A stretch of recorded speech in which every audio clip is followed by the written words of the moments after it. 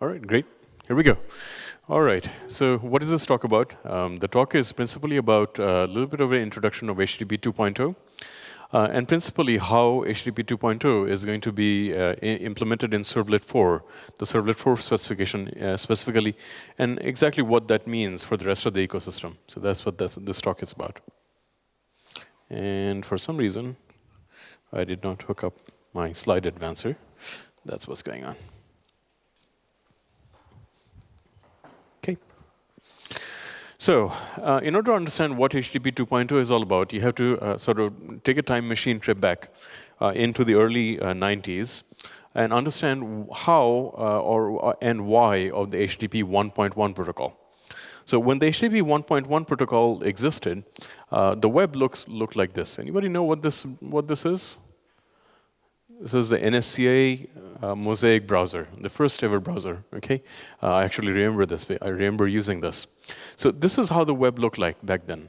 It was basically, essentially a web page. You did you typed in a single URL.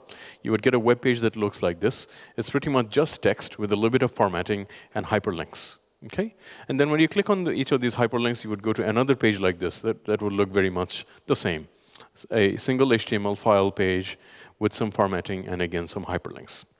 So this is why the HTTP 1.1 protocol makes a lot of sense. It's a single request response model. You're essentially making a single GET request for the most part, and you're getting a single response back, and that is sufficient. And it's actually very efficient.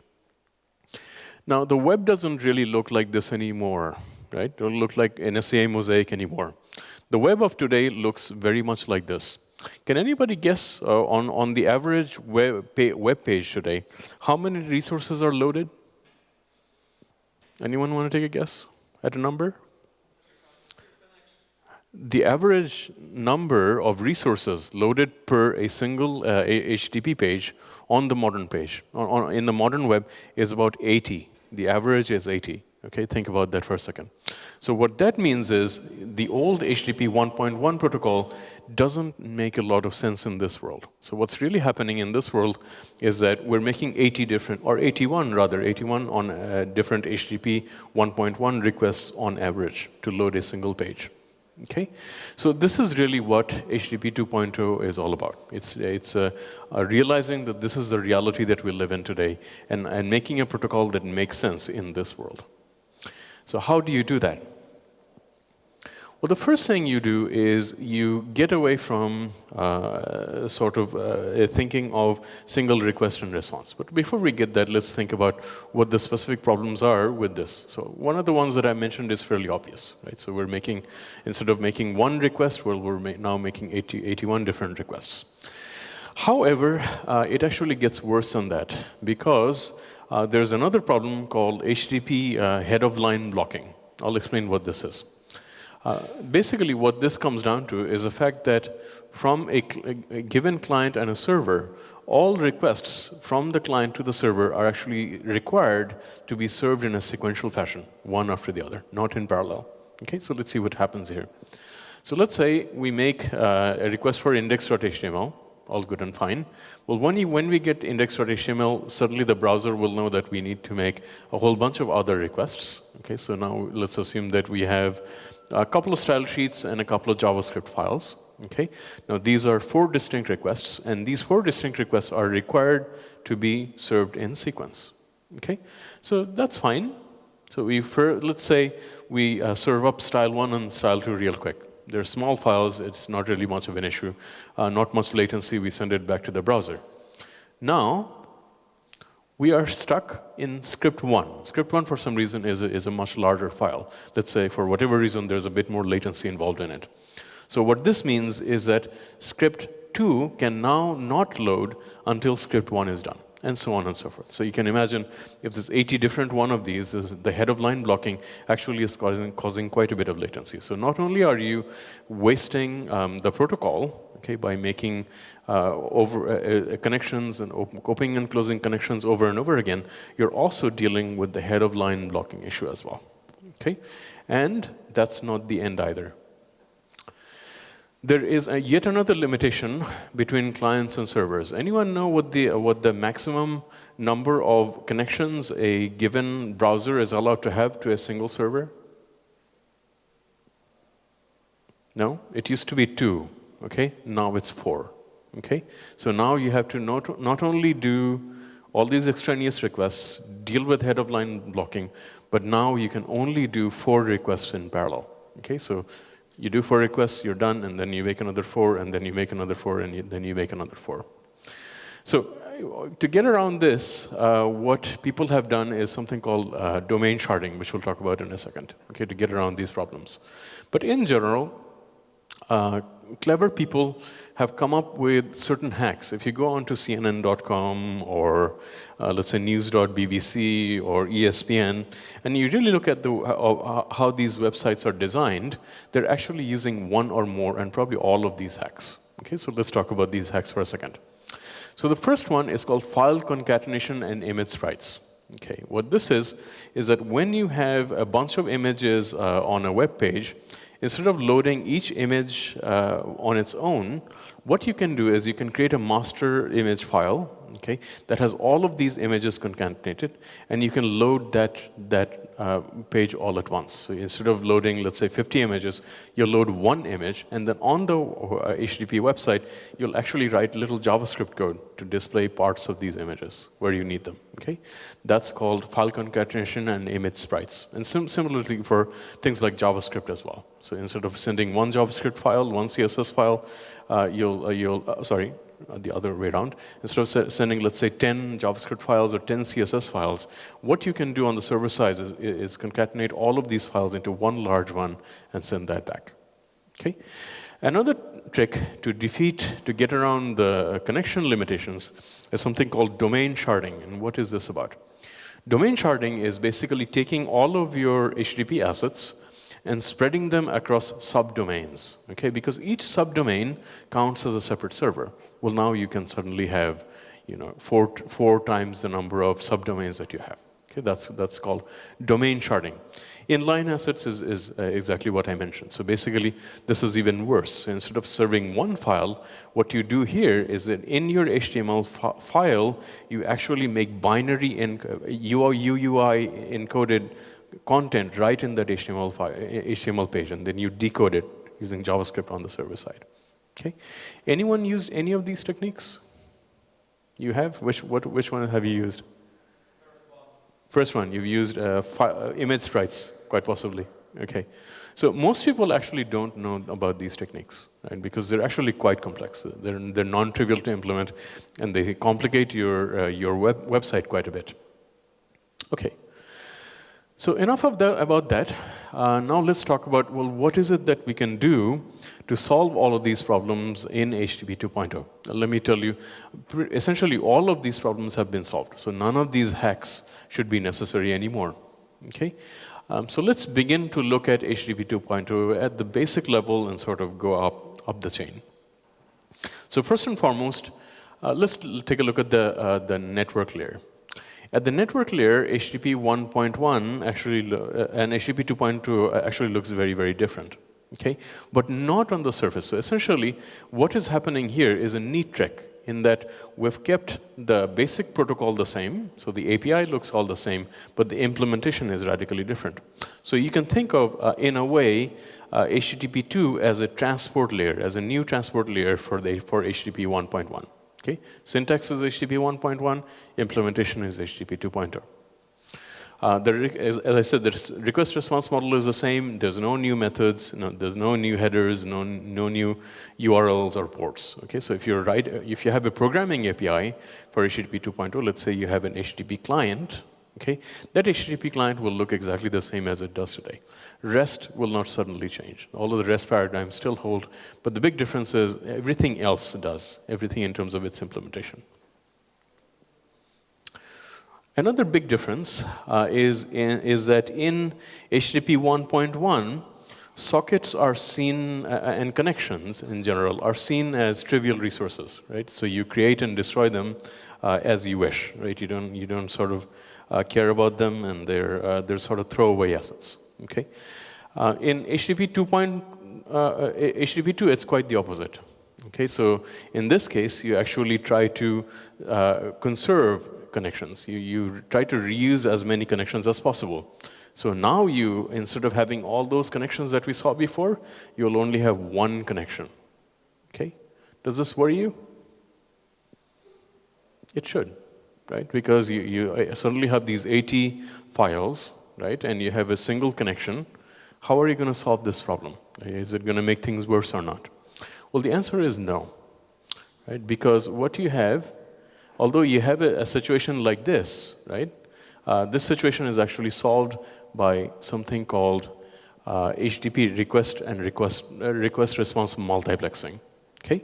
So although you have one physical connection, you actually have several virtual connections instead of that physical connection. We'll talk about in a second what that means.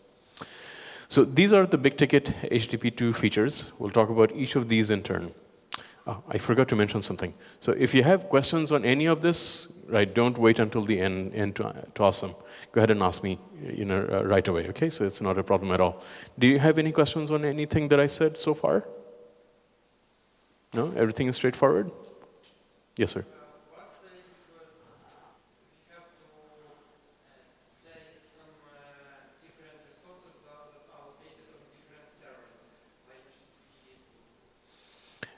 Let's talk about that in a second. That is definitely a bit of an advanced question. Okay, any other questions so far?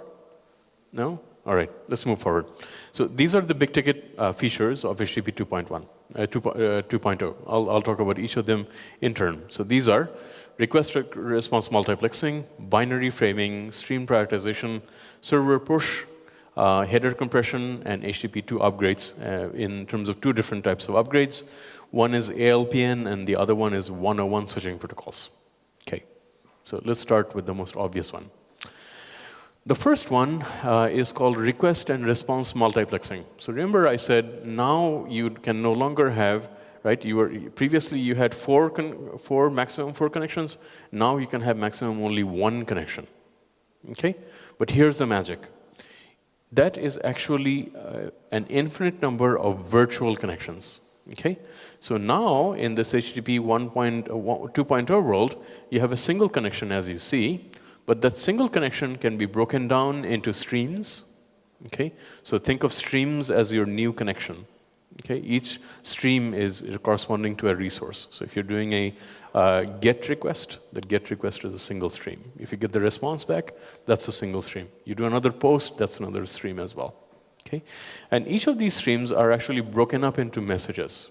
Okay, by and large, though, for the most part, for a given connection, you really have just one message.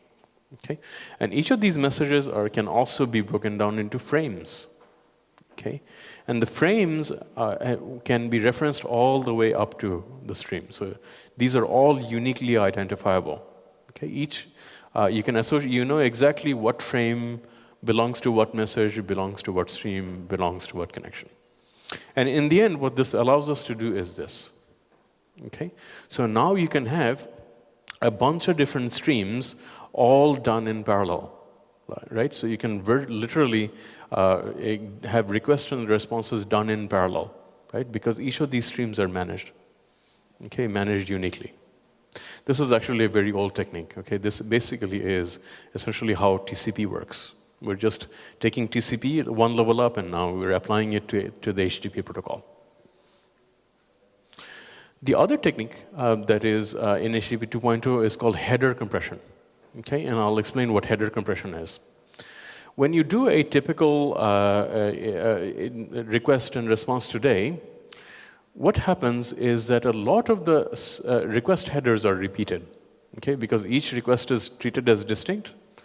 Okay, often what will happen is basically all duplicated. You can take a look here. So the HTTP, both are HTTP GETs, okay, both are using HTTPS, both have the same host, both are images, and both are using the same user agent. Okay, the only difference here is that really the path is different. Okay, one is /resource and the other is /new resource.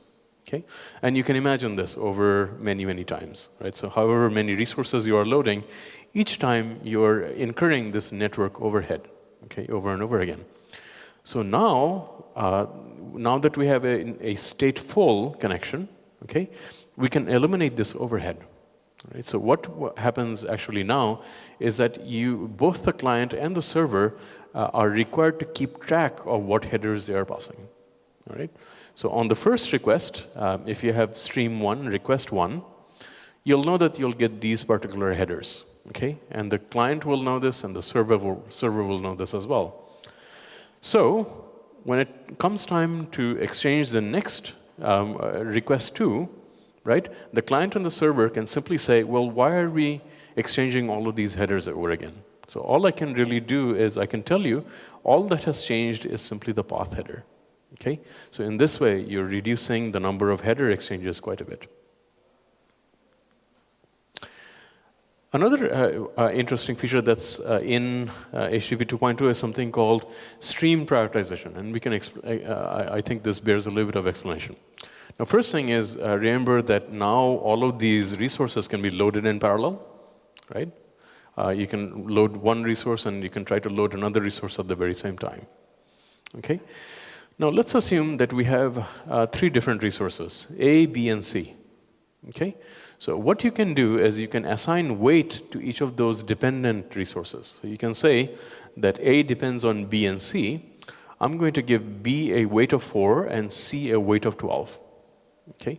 So what happens now is that if the bandwidth is equal, okay, and if there is for some reason we block on B, okay, the server and client will know that they don't really care about B. They can let B sort of hang around and focus on retrieving C because that has a greater weight. Okay? Similarly, we can do the same thing even in this scenario, right? So let's assume that we have a dependency chain that looks like this. Well, D has greater weight, but if we block on D, well, we don't just block. Okay, we can then move on to retrieving C, and then retrieving B, and then finally retrieve D. Okay. So it's a complex matrix whereby you're trying to maximize as much of your bandwidth as you can.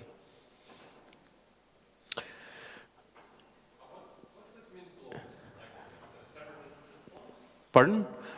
Yeah. So server doesn't respond, or there's some latency for some reason. Perhaps there's a file I/O block, or perhaps it's a slow resource to begin with, or it's a larger resource, or perhaps you are getting that resource from yet another server on the back end. So any kind of latency at all, right? There could be so many ways that you could have latency. Now let's get back to that original problem of having those 80 resources to load up our index.html page. Okay?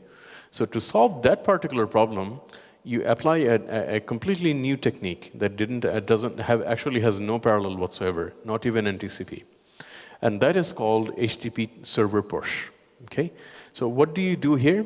Well, when you make the initial index.html request, the server actually knows that this particular page has 80 different dependencies. Okay? The browser doesn't know this. Right? So the only way the browser can find out is it loads index.html, parses the HTML page one by one, and then makes the requests, okay, one at a time. Well, you don't actually need to do this now, right? Because the server knows what's in the index.html page. The developer knows what's in the index.html page. So what server push allows you to do is that the server can now say, okay, you've requested index.html, but guess what? As soon as you make that request, I'm also going to give you these 80 other resources. Okay, and you can cache those resources on the client side. You don't have to make these requests over and over again. You can have the entire request all at once. So essentially, this is file concatenation being handled by the server. Okay, if you want to think about it that way. And finally, actually, before I move on, another big difference between HTTP 1.1 and HTTP 2.0 is that HTTP 2.0 is actually all binary. Okay, it's no longer a text-based protocol at all. It's all a binary protocol. Okay, so what does this eliminate for us? It eliminates compression is one, and the other one is parsing. right? You no longer have to serialize and deserialize these resources. You no longer need to do encoding and decoding. Yes, sir.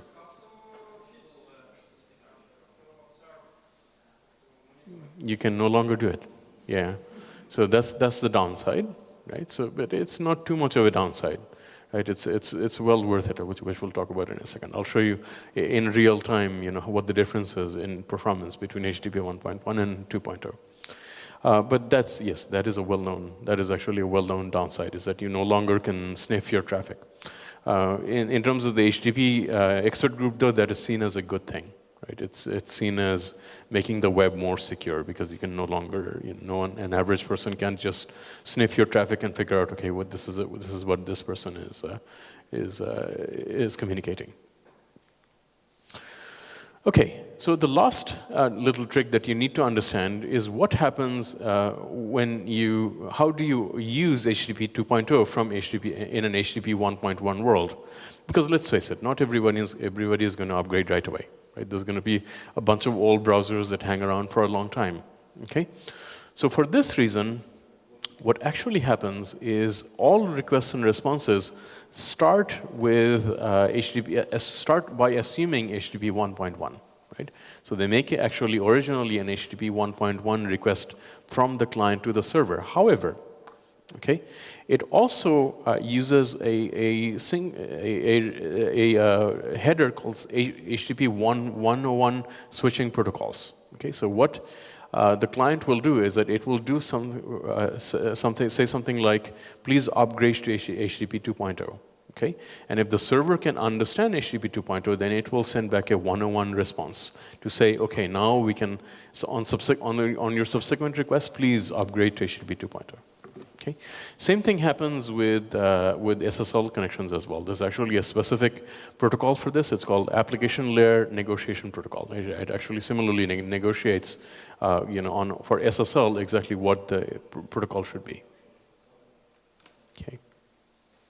So enough of talk. Let me show you a brief demo to see how this looks like.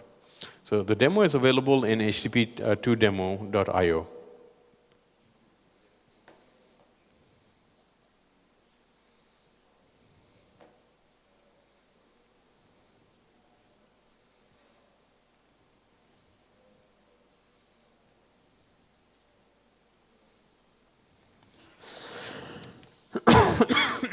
Okay, so let me refresh this, okay, and take a look at how long it takes to retrieve this page. This is basically a set of images that compose this larger image. Let me refresh it. This is using HTTP 1.1. Perhaps that was a little too fast. Okay, so that was 1.46 seconds, right? Okay, now let's try the same thing with HTTP 2.0. Okay, let's try that. Will that allow me to do it again? No, it won't allow me to do it again. But we can see the difference, right? One is 1.46 seconds, and the other is 0.31 seconds. Okay, so orders of magnitude faster. In fact, most of the benchmarks that are out there says that it is up to 5 times faster. Okay, up to 5 times faster. So imagine that for a second. So basically, all of what I've shown you, you should have noticed one thing. You don't actually change anything, right? Because remember at the very beginning I told you, nothing at the protocol layer has changed. Okay, this is all connection level information that has changed. So basically, all you need to do to take advantage of the HTTP 2.0 is just upgrade your engine, your servlet engine essentially. Okay, and suddenly you have 5 times more performance. All right. So, believe it or not, all of this is actually a bunch of different RFCs, right? HTTP 2.2 is not just one RFC. There's actually a bunch of RFCs, each for every single little feature that we talked about. So, server push is an RFC. The binary protocol is an RFC. ALPN is an RFC, so on and so forth. The good news for you is you don't need to worry about any of this, okay? Because all of these details, including all of the implementation details, are actually hidden from you by the Servlet API, okay? And let's see how that is in a second. Okay, So HTTP Servlet 4 is oriented toward Java E8. Okay, its principal purpose in life is actually to bring HTTP2 support to servlet engines. Okay, that is the only thing it is trying to accomplish. The nice thing about the design of HTTP 2.0 is that a high-level API like Servlet can actually absorb most of these changes at the protocol layer as well. Okay, so that's the good news, is that your API changes are actually going to be minimal or nothing. Okay, but you're not going to get away with all of it, though. There will be some changes. Okay, and we'll talk about what those changes are. All right. So the biggest difficulty is probably something you've guessed. Okay, so all of the Servlet API has one method, service, right? Do get, do post. It's invoked only once. So it assumes essentially a one request per one response model, right? Whereas in HTTP 2.0, that is no longer the case, right? It's really multiple requests and multiple responses per connection, all right? So this will be a little bit challenging, okay? However, it actually can be handled relatively elegantly, okay? Because what you can do is that the Servlet API, because it's a high-level API, can continue to pretend that you are dealing with a single request and response. Because you're at the protocol layer, okay? So what will happen is that although under the hood it's a single connection, the Servlet engine will call do get for you or service for you multiple times. Although in reality that's not really what's happening, but it's a convenient API abstraction on your part. So it allows us to keep most of the Servlet API intact. In fact, if you look at the big ticket features, okay, essentially, Servlet API can absorb most of these as runtime requirements. Okay, so that includes request response multiplexing, binary framing, stream prioritization, and header compression. And for the most part, you don't need to worry about it. In fact, even ALPN, okay, is handled by the Servlet engine, actually even lower. It's actually handled by the JDK. ALPN is actually handled by the JDK. So that leaves really two changes that are surfaced via the API. Okay, one is server push, which we'll see in a second, and the other one is 101 switching protocols. And I have even better news for you. 101 switching protocols support was actually added in Servlet 3.1. Okay, it's called a HTTP upgrade.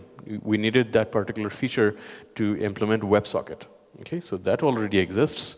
So that leaves really one API change, all right, namely server push. Okay, so here are the corresponding Servlet 4 big ticket new features. The first one is HTTP 2.0 is required for all Servlet engines. Okay, now this is actually very important. So let's stop and think about this for a second. So Servlet 4 is a specification, okay, which means that it's not just an API. A specification has three distinct parts. One is the specification document. The other is the API, which is what we all know about. And the third one is, can somebody tell me? Pardon? Reference implementation, yes, but that's also a good one. So that makes 4. So what's the fourth one?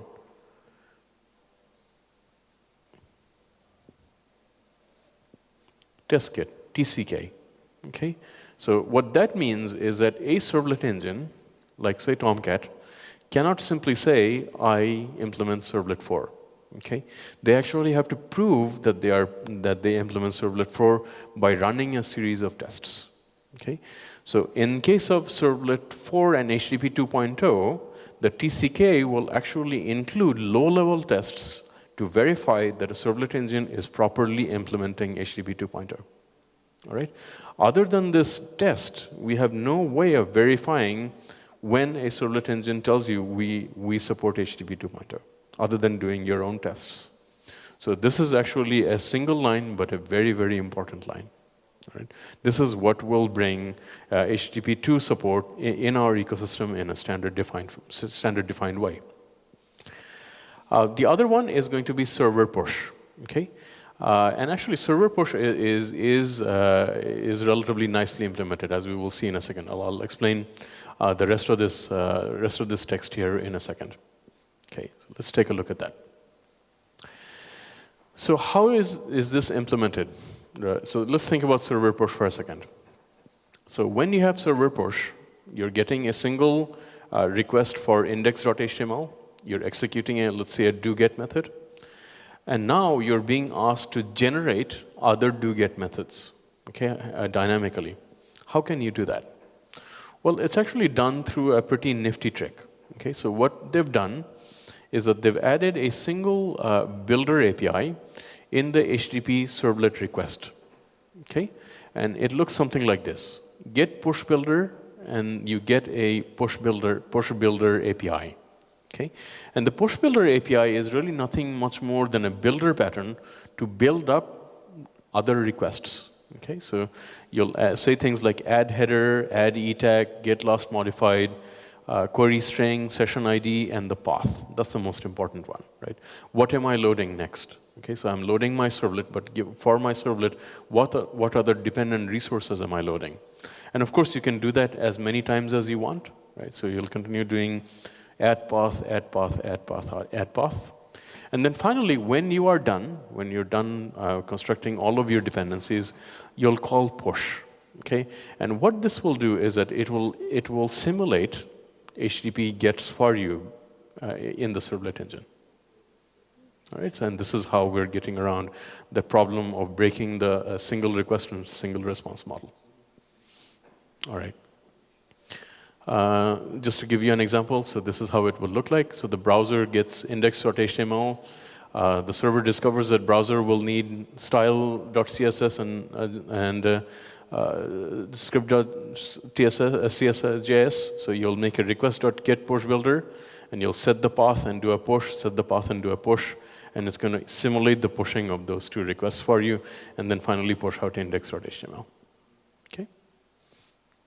All right. So for frameworks like JSF, this now becomes very, very useful. All right. So in JSF, we've actually always had the capability of registering resources. Okay. So for a given JSF page, you can actually register resources to say these are the resources that are associated with JSF, this JSF page. Okay. So now, actually, JSF can transparently handle this push notification stuff without us having to do anything at all. All right. So this is a change that's a specific change in the face of servlet that shows you how it could be done.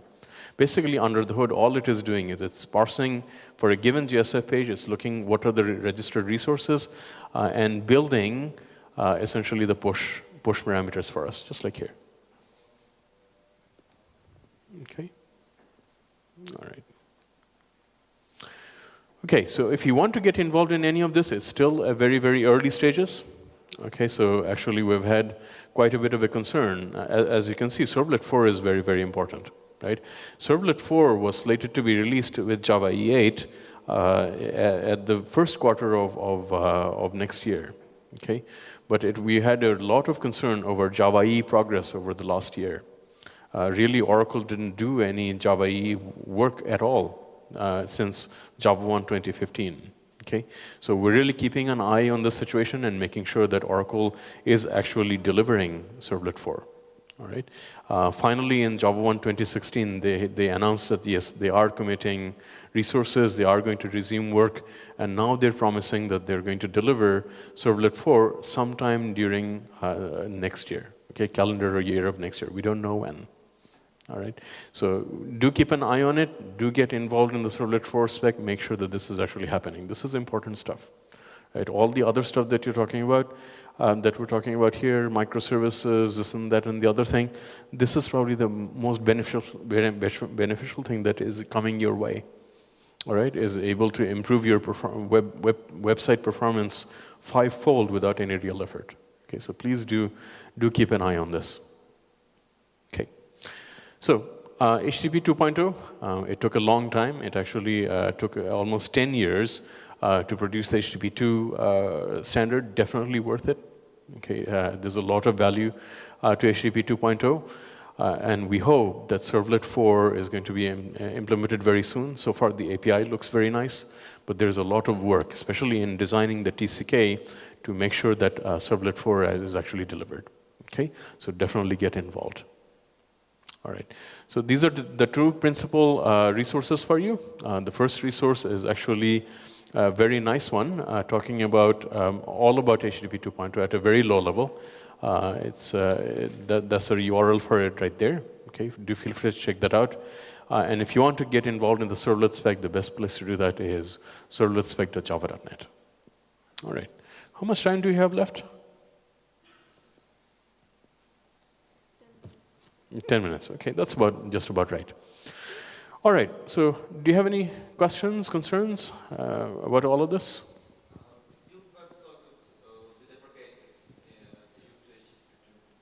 Not at all. So that's a good question, by the way. So WebSockets and HTTP2 have certain similarities, right? The big similarity is in the server push API and the fact that these are both binary protocols. By the way, WebSocket is a binary protocol. So other than being a binary protocol and being able to push resources, that's where the actual similarity stops. So in case of HTTP 2.0, you as a developer actually don't interact with the HTTP 2 API at all. It's hidden under the servlet engine for you. It's hidden under the HTTP D implementation for you. You don't actually get to do server push that much other than simply saying, okay, for a given web page, this web page also has these resources associated with it. WebSocket, on the other hand, is a lot richer than that, right? So you can actually write your own protocol on top of WebSocket, right? So you can do request response, asynchronous bidirectional multiplexing, okay, in JavaScript, right? On the client side and on the server side, writing WebSocket endpoints. So it's not equivalent at all. It's solving very different problems. Okay. Any other questions?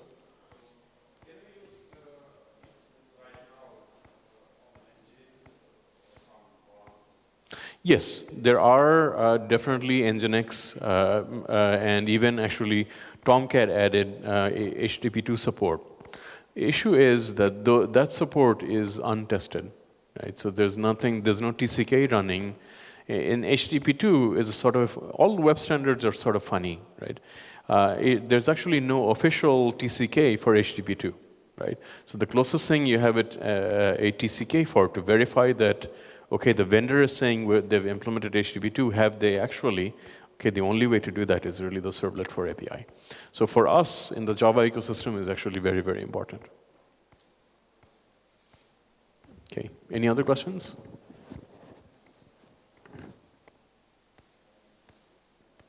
All right, very good. Thank you very much. I appreciate your time. Hopefully you got something out of it.